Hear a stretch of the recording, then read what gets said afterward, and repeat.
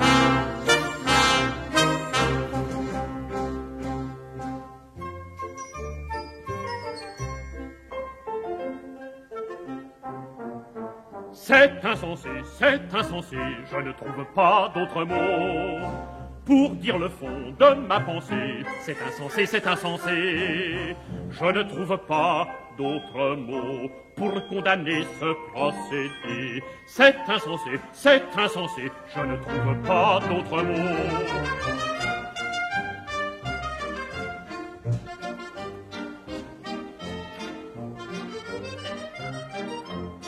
Dans la cabine téléphonique, publique,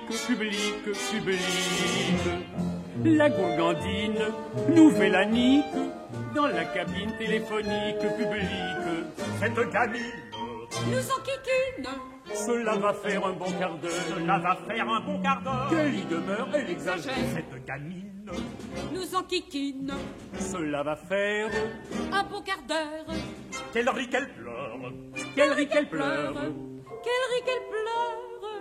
Quelle rit, qu'elle pleure. Oh, dans l'écouteur.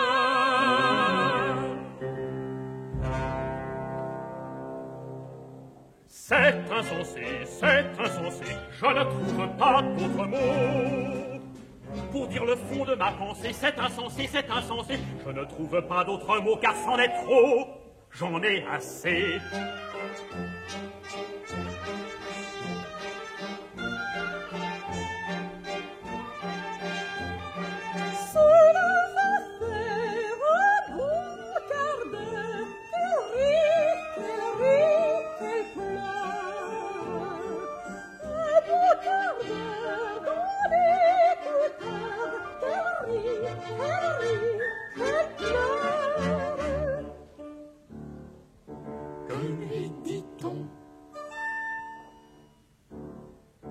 Et que dit-elle?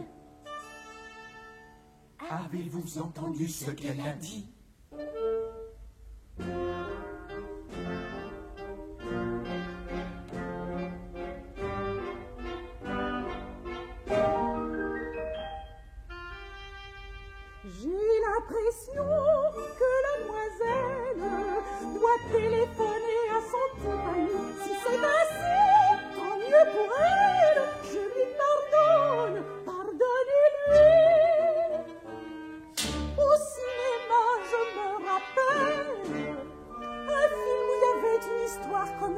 ça. Mais par contre, j'ai oublié pourquoi et à qui je dois téléphoner. Cela va faire un bon quart d'heure qu'elle rit, qu'elle pleure, dans l'écouteur, dans l'écouteur. Il n'est donc pas étonnant qu'après tant et tant de temps, la mémoire est des vapeurs.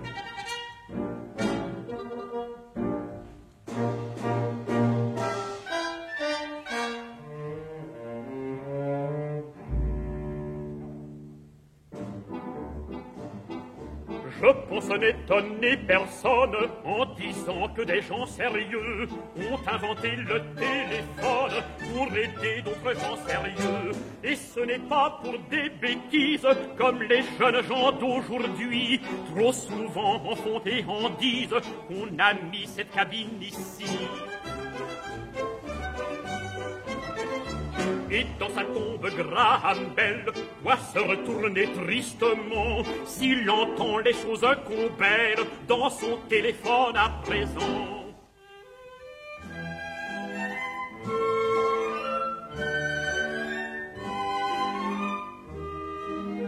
Avez-vous oublié? Avez-vous oublié? Avez-vous oublié? Avez-vous oublié, monsieur?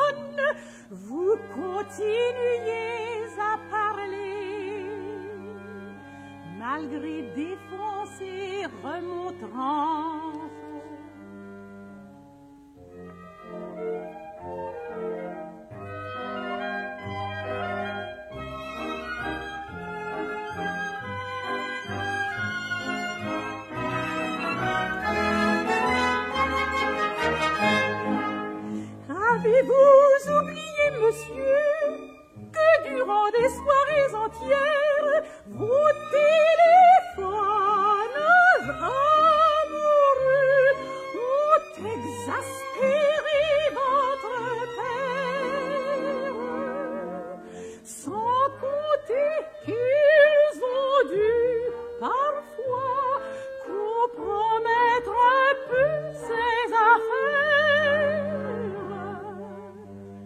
Avez-vous oublié pourquoi vous téléphoniez tant naguère?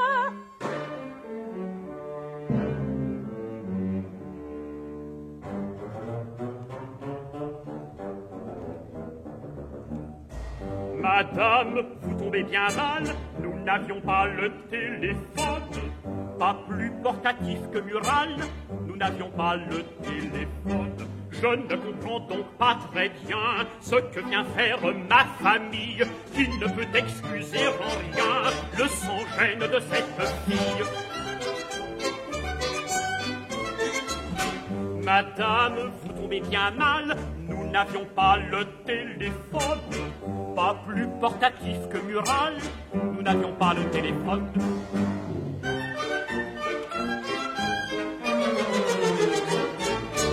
Je ne comprends donc toujours pas ce que vient faire ma jeunesse. On écrivait en ce temps-là, quand on voulait dire sa tendresse. Quand on était pressé, vraiment, on envoyait un pneumatique. On laissait aux gens importants les cabines téléphoniques. En ce temps-là, ça durait 3 minutes, une limpide conversation. En ce temps-là, ça durait 3 minutes. Le temps que dure une chanson. En 3 minutes, on peut en dire des choses. Le restant, c'est du superflu. Dans une chanson, toute l'histoire est enclose. Pourquoi vouloir en dire plus?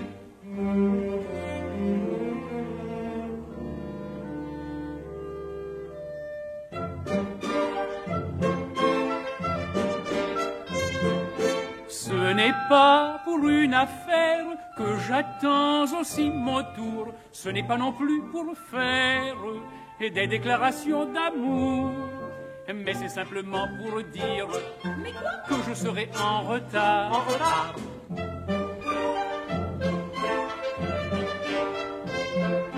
Petit retard, 5 minutes pour dîner chez des amis. Il suffit d'1 minute pour prévenir, c'est poli. Ayez donc la gentillesse de me laisser téléphoner. 1 minute et je laisse la cabine, c'est juré. Très bien. Vous faire plaisir. Vous faire plaisir, on voudrait bien, mais on ne peut pas.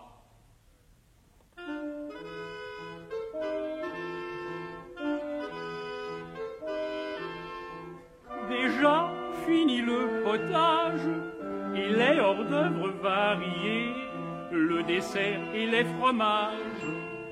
Aurais-je encore du café? Car de minute en minute, mon retard devient plus grand et bientôt les 5 minutes vont me sembler presque un an. Mais non, mon ami, mais non, non, mais oui, mon chéri, mais non, voyons. Elle a parlé, que dit-elle?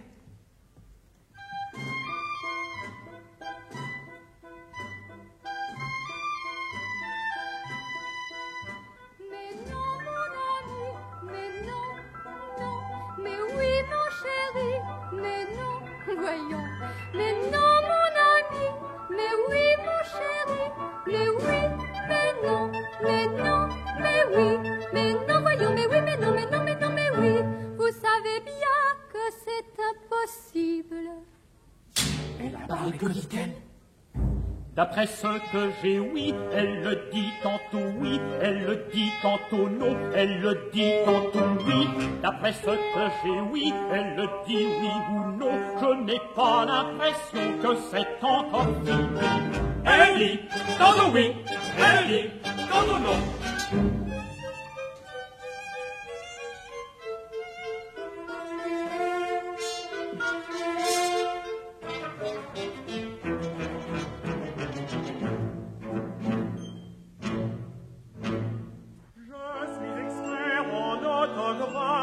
Et c'est un métier qui se perd. Il y a de moins en moins d'orthographe.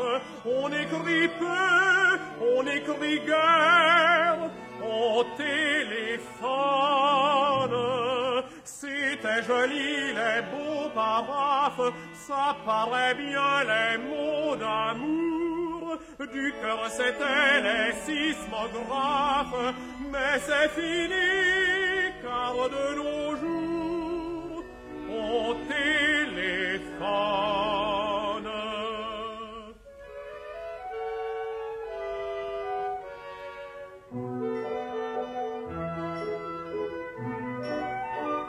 Je ne vous comprends pas très bien.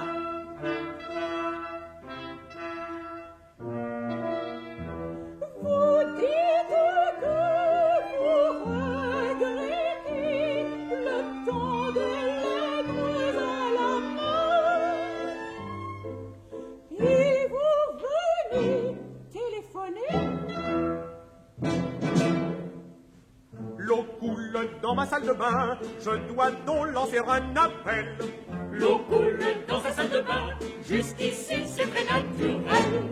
L'eau coule dans ma salle de bain, mais coule aussi sur le voisin, qui est un ancien colonel, et les colonels chacun sait. sont de moins en moins paternelles quand on vient les arroser. Et si je viens téléphoner, c'est pour appeler le plombier.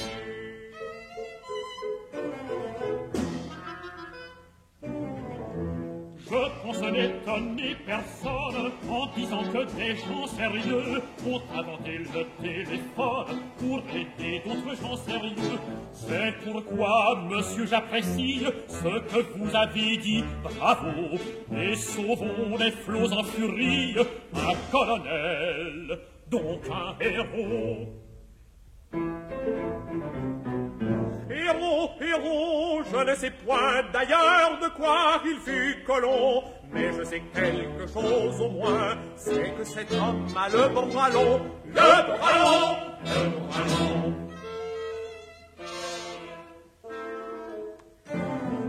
Héros, héros, point je ne sais d'ailleurs de quoi il fut colon, mais c'est imprudent d'arroser un voisin qui a le bras si long.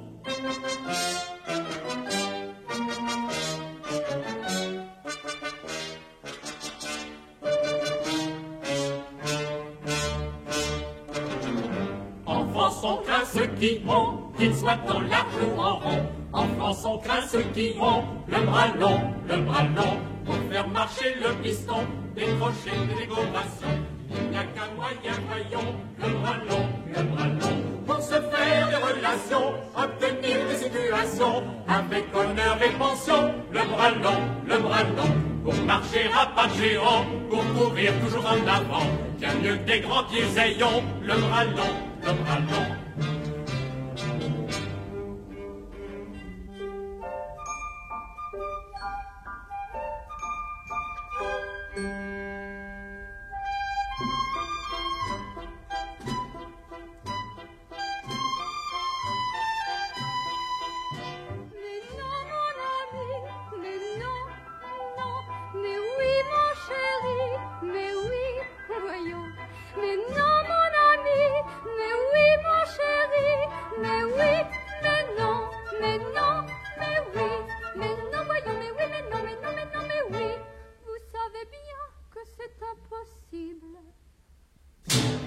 Que dit-elle?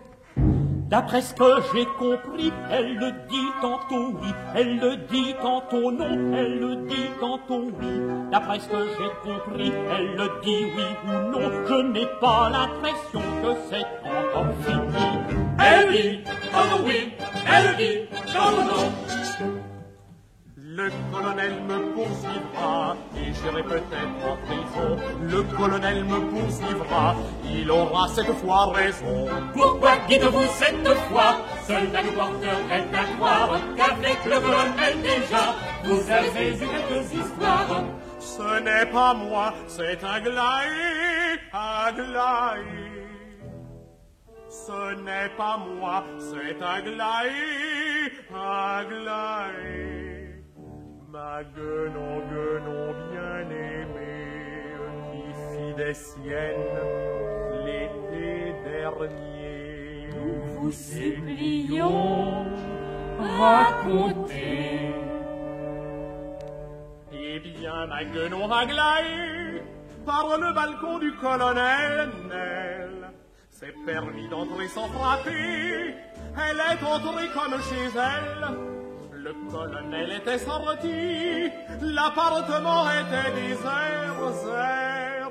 Aglaé vit des panoplies avec des arbres et des cimetières.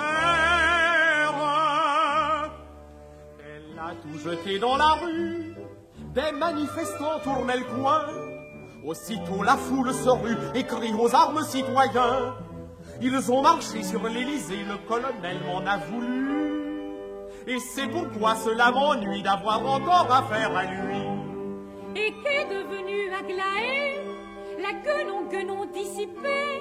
Elle m'attend à la maison, elle m'attend. Elle m'attend à la maison, mais cette fois j'ai tout fermé.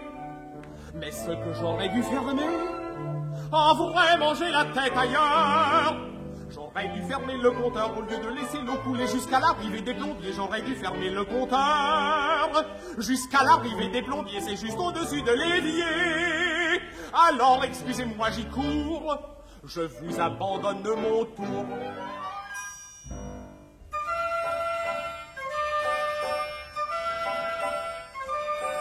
Je le prendrais bien volontiers, mais les minutes, les 5 minutes de mon retard à ce dîner font des culbutes et des culbutes. Faut-il encore téléphoner? Le pour, le contre, je suppute, je ne cesse de supputer. Supputer, jeune homme, supputer. Ce monsieur était bien charmant quand il parlait de sa guenon. Il en était même émouvant.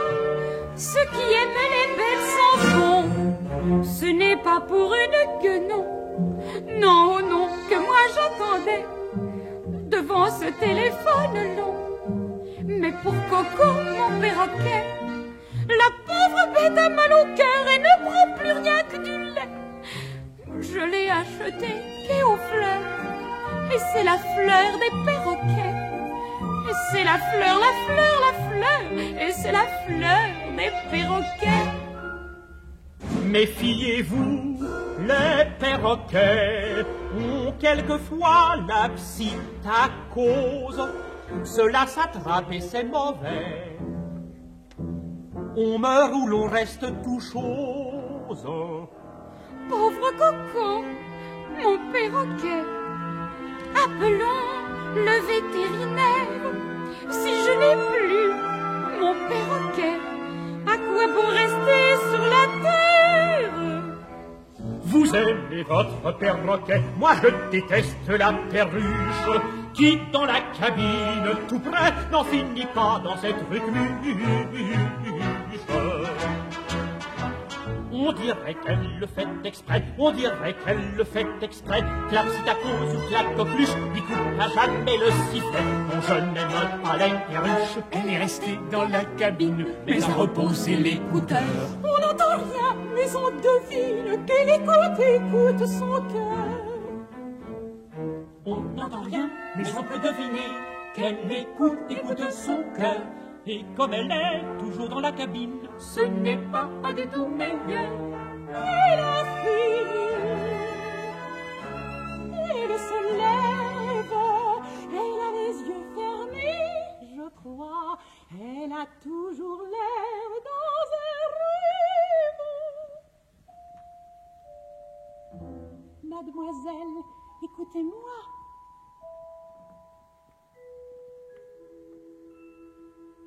Mon Dieu, j'ai dû vous faire attendre. Je ne sais comment m'excuser.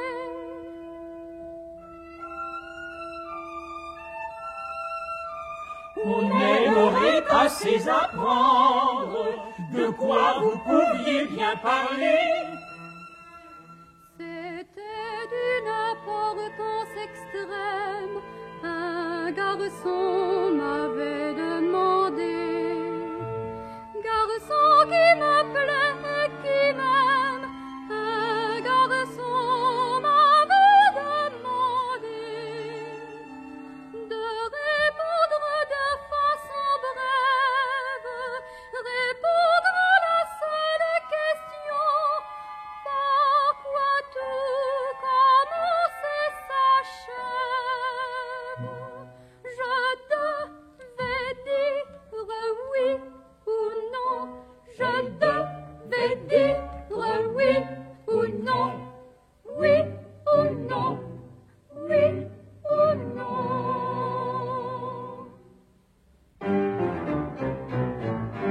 Et il a fallu 3 quarts d'heure pour exprimer un mot si court. Les plaisanteries les meilleures ne sont pas celles qui ont long cours. Monsieur, monsieur, monsieur, je suis vraiment confuse, mais dans les histoires d'amour, à la femme il faut quelques ruses pour dire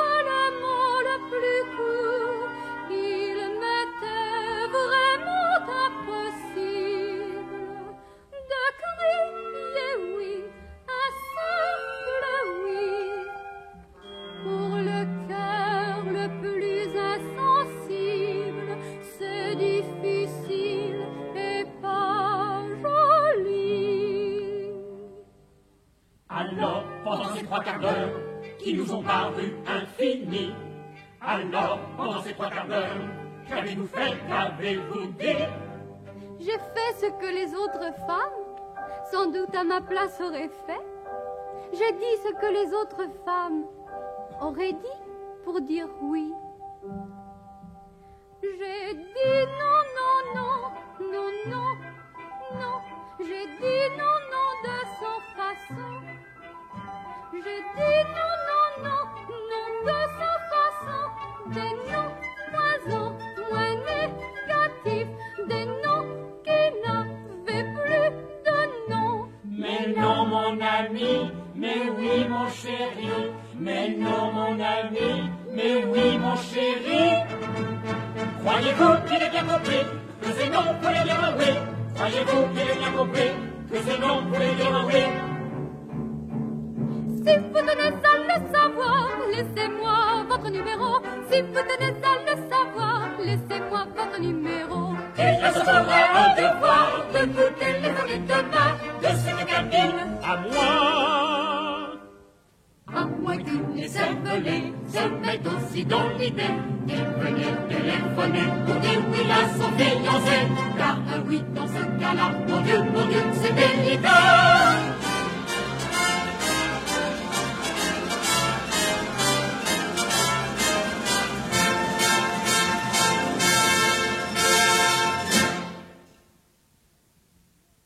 La radiodiffusion télévision française vient de vous faire entendre un opéra bouffe de Michel Vaucaire pour le livret et de Claude Arieux pour la musique, La cabine téléphonique. Bernard Demigny était le gros monsieur qui devait téléphoner pour une affaire sérieuse. Denise Benoît, la vieille fille qui devait téléphoner au vétérinaire que son perroquet est malade. Aimé Donia, le jeune homme timide, qui voulait prévenir qu'il serait en retard de 5 minutes pour le dîner. Geneviève Touraine, la dame sentimentale, qui avait oublié pourquoi elle devait téléphoner. Bernard Plantet, l'expert en autographe, qui devait téléphoner au plombier pour une fuite d'eau dans la salle de bain. Nicole Robin, la jeune fille, dans la cabine téléphonique. Soliste et ensemble instrumental sous la direction de Serge Baudot. Mise en onde musicale, Michel Philippot. Réalisation, Alain Trutat.